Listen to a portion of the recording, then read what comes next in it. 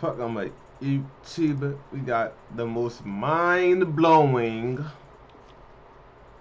coincidence in history that can't be explained. And his doppelganger. Birthdays, In late July 1900, King Umberto I of Italy decided to eat at a small restaurant in Monza. When the restaurant owner came to serve him, both men were shocked. The owner looked exactly like the king, so much so that they could have been twins. As they talked, they discovered even more strange connections. They learned they had been born on the same day, in the same year, in the same town. They were both named Umberto. The restaurant owner had married a woman named Margherita, the same name as King Umberto's queen. Both men even had sons named Vittorio. The king was amazed by all these similarities and invited the restaurant owner to an event the next day. But on July 29, 1900, the restaurant owner was killed in a shooting accident. That very same evening, King Umberto I was told about his double's death. Just hours later, while attending a public event, the king himself was shot and killed by an anarchist named Gaetano Bresci. Edgar Allan Poe's Richard Parker. What the fuck? That cannot be real. That can't be real. I watched my keyboard work. Thank you. In 1838, author Edgar Allan Poe published The Narrative of Arthur Gordon Pym of Nantucket, his only complete novel. In this dark tale, 4 survivors of a shipwreck find themselves starving in a lifeboat. Desperate, they draw lots to decide who will be sacrificed for food. The unlucky victim is a sailor named Richard Parker. Yo, why do my space button not work? I ain't gonna lie. Nah, this is crazy. Y'all not killing me. We going out fighting. We gonna fight to death, bro. The fuck?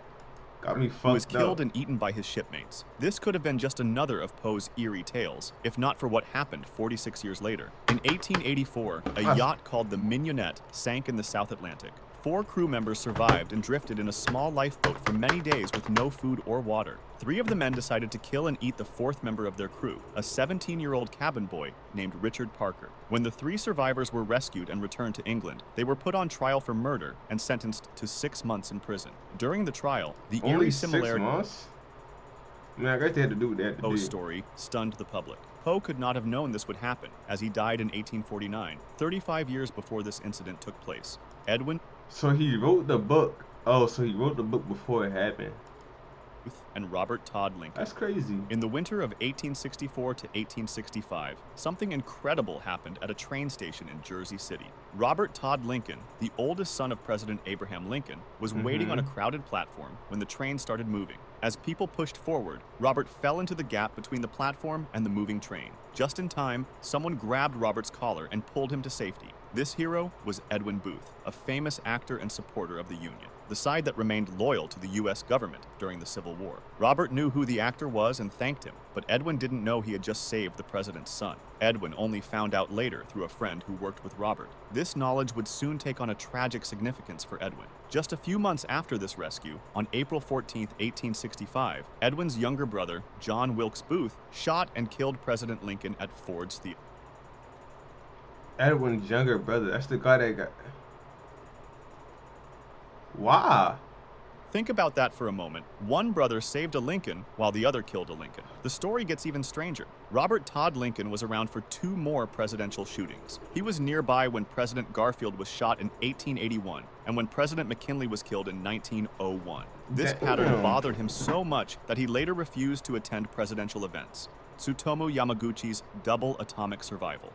In August 1945, a 29-year-old Japanese engineer named Tsutomu Yamaguchi was on a business trip to Hiroshima. On the morning of August 6th, he was walking to the shipyards when he noticed an American bomber flying overhead. Suddenly, at 8:15 a.m., a bright flash lit up the sky. The first atomic bomb had gone off about 1.9 miles from where he stood. The blast knocked Yamaguchi to the ground, damaged his earring, and badly burned the left side of his body. Despite his injuries, he found shelter, spent the night in the ruined city, and made his way to the train station the next day. Yamaguchi was heading home to Nagasaki. On August 9th, still wrapped in bandages and in pain, Yamaguchi went to work in Nagasaki. As he was telling his boss what had happened in Hiroshima, another bright flash lit up the sky. The second atomic bomb had just been dropped over Nagasaki, and again, Yamaguchi was about 1.9 miles from the blast. The building he was in probably saved him from more serious injuries, though he was exposed to radiation from both bombs. Yamaguchi is the only person the Japanese government officially recognizes as having survived both atomic bombs. That is crazy, bro. Imagine getting hit by a bomb,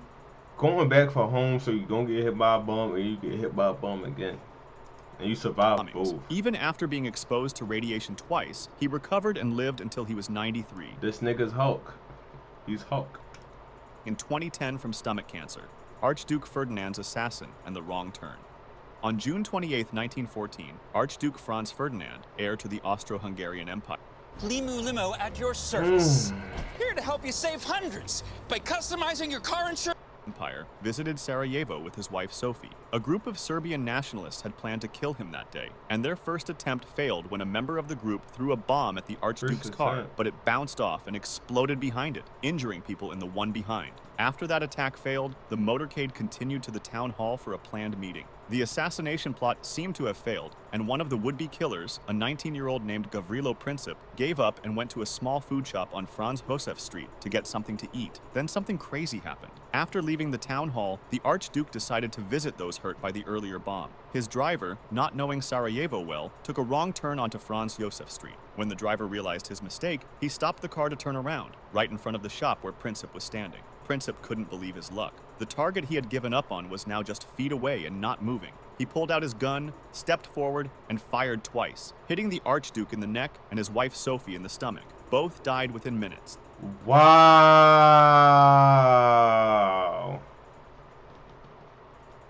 That's crazy. Started a chain of events that led straight to World War I. Soon, all of Europe was pulled into the conflict that would claim over 20 million lives. You gave up for a reason, bro. Why? That was God's sign trying to tell you to not do it. That was God's sign. A single wrong turn changed the course of the entire 20th century. The Jim twins' parallel lives. In 1979, two 39-year-old men named Jim met for the first time in Ohio. Jim Lewis and Jim Springer were identical twins, separated at just 4 weeks old and adopted by different families. What makes their story remarkable are the strange coincidences they discovered about their separate lives. Both Jims, without knowing about the other, had named their boys James. Both Jims grew up with dogs they had named Toy. In school, both were good at math, but had trouble with spelling, and both enjoyed working with wood as their favorite hobby. The coincidences in their adult lives were even more surprising. Each Jim married a woman named Linda, divorced her, and later married a second woman named Betty. This shit is cat, bro. I believed it at first with maybe the name and the pet the same thing, you know, like in the same math classes and shit like that. But this shit right here, and the first one with the, you know, the doppelganger. Is it doppelganger or doppelganger? Doppelganger. Whatever the fuck. This shit is fake. There's no way. Let me see. Let me guess. He named his son Alan James, or James Allen as well. James Allen, while Springer had named his son James Allen. Almost identical names with I'm calling the cat. I'm calling bullshit. One letter different. The similarities didn't stop there. Both men smoked the same brand of cigarettes, drank the same beer, drove the same type of car, Chevrolet, and even took vacations to the same beach in Florida. When scientists learned about the Jim twins, they were amazed. While some similarities could be explained by their identical genes, many others, like the names of their wives, children, and pets, seemed beyond explanation. The Jim twins became famous as part of one of the first major studies on twins raised apart, the Eben brothers' identical deaths. In July 1974, 17-year-old Neville Eben was riding his moped along a street when he was hit and killed by a taxi in Hamilton, Bermuda. Almost exactly 1 year later, in July 1975, an even more unbelievable tragedy hit the same family. Neville's brother, Erskine Eben, also 17 years old at the time, was riding the very same moped along the same street in Hamilton when he was hit by a taxi and killed. But not just any taxi. It was the exact same taxi with the same driver that had killed his brother. Yo, some of this shit gotta be cat, bro. This shit gotta be cat. There is no... Carrying the same passenger who had been in the vehicle during the first accident. You losing me, bro. You really losing me. You are losing me, bro. Green, Barry, I need actual footage. Like, I need actual proof. I need actual real life images, my nigga. If this shit is all so real, where is the real life pictures? Where is the real life evidence? Where is the real life, you know, documentaries about this shit, bro? Like, come on, bro. You bullshitting me, my nigga. I'm not this gullible. You're not ready for it. You bullshit. In 1678, a mysterious murder shocked London.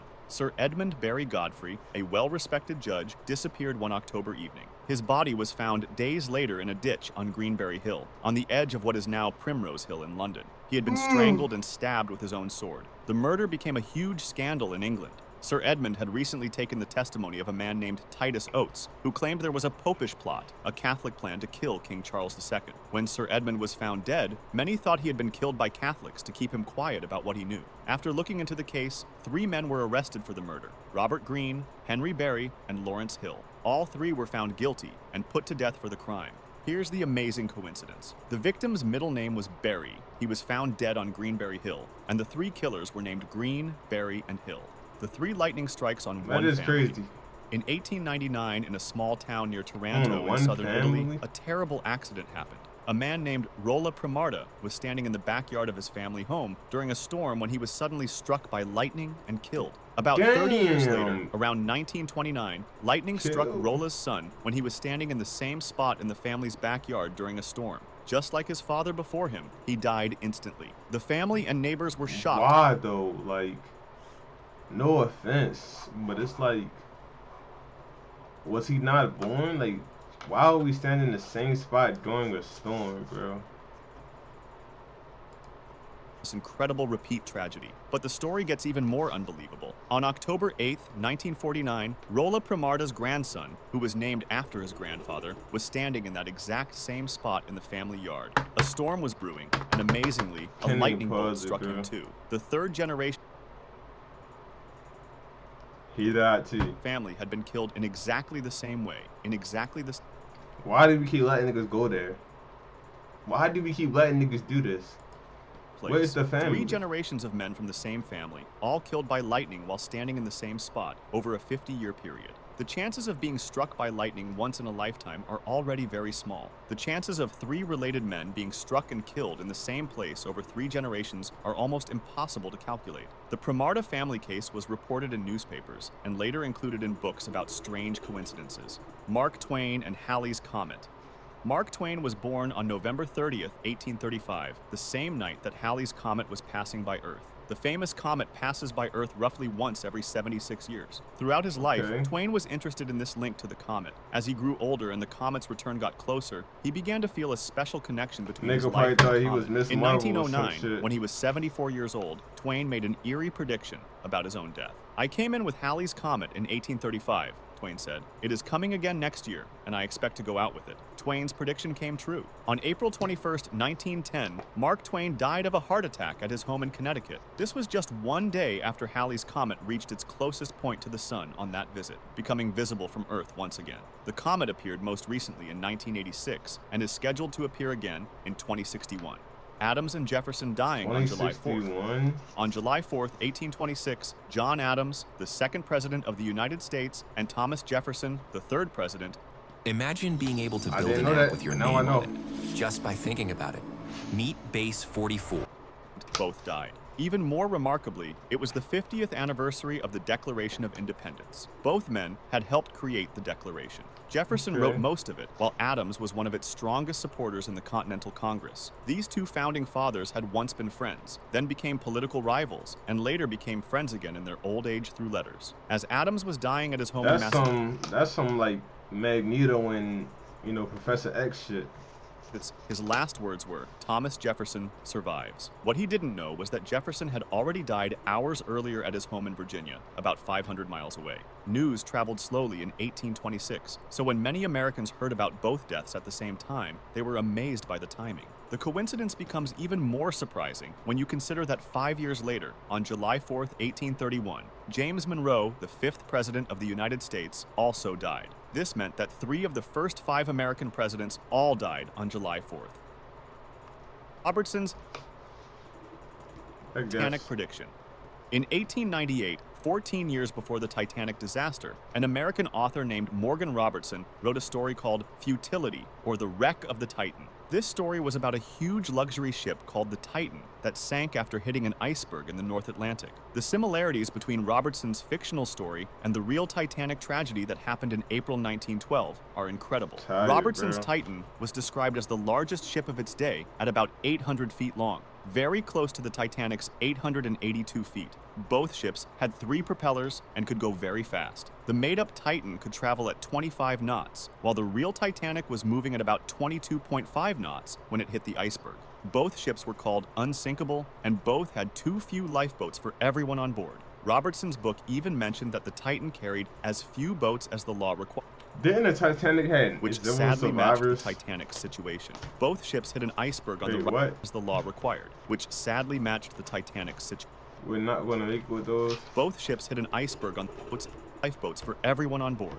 Robertson's book even mentioned that the Titan carried as few boats as the law required, which sadly matched the Titanic's situation. Both ships hit an iceberg on the right side while sailing through the North Atlantic in April, and both sank with a huge loss of life. After the real Titanic sank in 1912, Robertson's book became famous again. Many people thought he had somehow predicted the future, but the more likely explanation is that Robertson, who had worked as a sailor with lots of knowledge about ships, simply knew about the safety problems and shipping trends of his time. If you liked this video, subscribe for...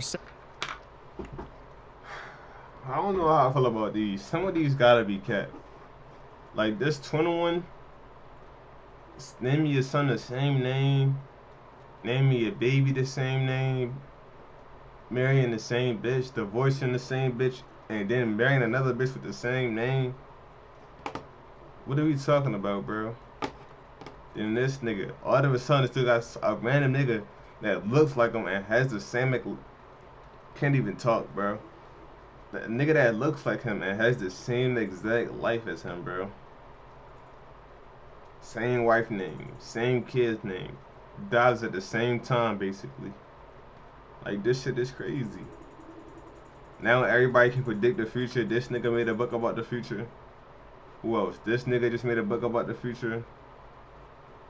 This nigga predicted his own death somehow.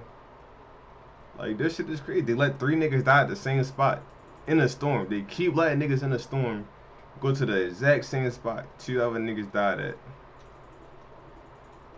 This shit, I won't really call this one too crazy. This shit is crazy. All of a sudden, the same taxi driver, the same moped, and the same passenger killed the brother of the person they killed before, bro. Like, what? On the same moped? The same street, I'm guessing the same street.